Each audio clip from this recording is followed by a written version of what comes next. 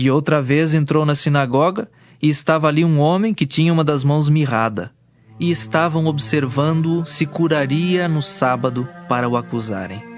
E disse ao homem que tinha a mão mirrada: Levanta-te e vem para o meio. E perguntou-lhes: É lícito no sábado fazer bem ou fazer mal? Salvar a vida ou matar? E eles calaram-se. E olhando para eles em redor com indignação, condoendo-se da dureza do seu coração, disse ao homem: Estende a mão. E ele a estendeu, e foi-lhe restituída a mão sã como a outra.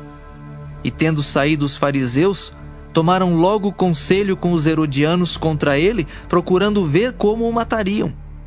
E retirou-se Jesus com os seus discípulos para o mar, e seguia-o uma grande multidão da Galiléia e da Judéia e de Jerusalém e da Idumeia e da além do Jordão e de perto de Tiro e de Sidom.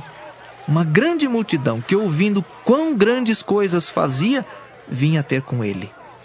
E ele disse aos seus discípulos que lhe tivessem sempre pronto um barquinho junto dele, por causa da multidão, para que o não comprimisse, porque tinha curado a muitos de tal maneira que todos quantos tinham algum mal se arrojavam sobre ele para lhe tocarem.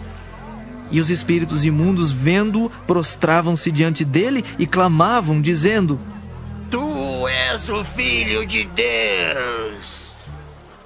E ele os ameaçava muito para que não o manifestassem. E subiu ao monte e chamou para si os que ele quis. E vieram a ele. E nomeou 12 para que estivessem com ele e os mandasse a pregar e para que tivessem o poder de curar as enfermidades e expulsar os demônios. Simão, a quem pôs o nome de Pedro, Tiago, filho de Zebedeu, e João, irmão de Tiago, aos quais pôs o nome de Boanerges, que significa filhos do trovão.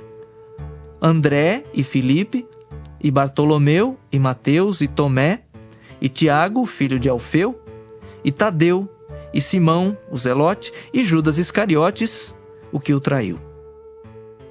E foram para uma casa. E afluiu outra vez a multidão, de tal maneira que nem sequer podiam comer pão. E quando os seus parentes ouviram isso, saíram para o prender, porque diziam: Está fora de si. E os escribas que tinham descido de Jerusalém diziam: Tem Beelzebu, e pelo príncipe dos demônios expulsa os demônios.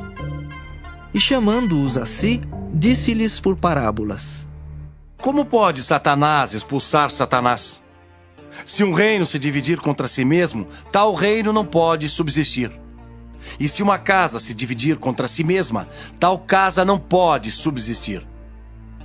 Se Satanás se levantar contra si mesmo e for dividido, não pode subsistir. Antes tem fim. Ninguém pode roubar os bens do valente, entrando-lhe em sua casa, se primeiro não manietar o valente. E então roubará sua casa. Na verdade vos digo que todos os pecados serão perdoados aos filhos dos homens, e toda sorte de blasfêmias com que blasfemarem.